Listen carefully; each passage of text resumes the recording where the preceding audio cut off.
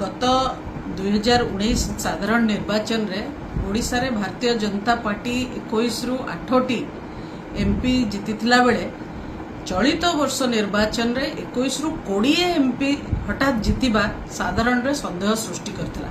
किंतु गणतंत्र रे जनमत को सम्मान दबार जो सुस्थ परंपरा रही ताकू नहीं आमे एक कथा को स्वीकार करथिलु।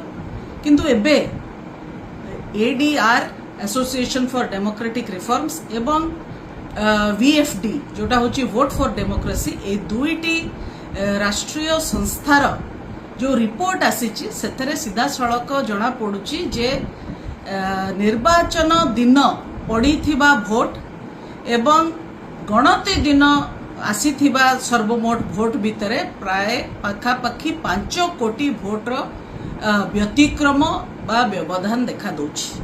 तेणु ये 5 कोटी भोट साधारण रे संदेह सृष्टि करवा स्वाभाविक।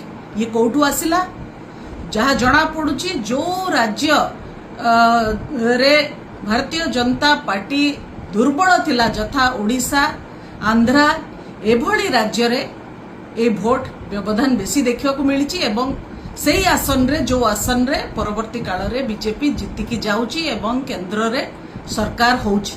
तेणु यही व्यवधान जोगु केंद्र रे तृतीय थर पाई कि गोटे बीजेपी नेतृत्वर कोअलिशन सरकार हेई पारला। तो सीधा सड़क ये भोट व्यवधान रो फायदा बीजेपी को जाउची। तेणु स्वाभाविक संदेह करिबा जे भारतीय जनता पार्टी ए पूरा षडयंत्र पछरे अछि।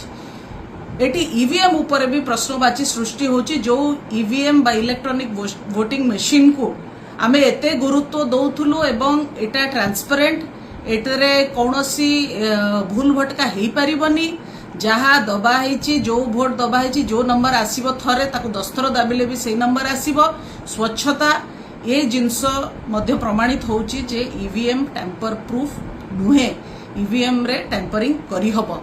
आ सबुठो बड़ कथा जे इलेक्शन कमिशन जे गोटे संवैधानिक अनुष्ठान देशर गणतंत्र को रक्षा करबा पई कि से अनुष्ठान मध्य कोठी ना कोठी कॉम्प्रोमाइज हेची बोली सीधा सड़क जना पड़ुची।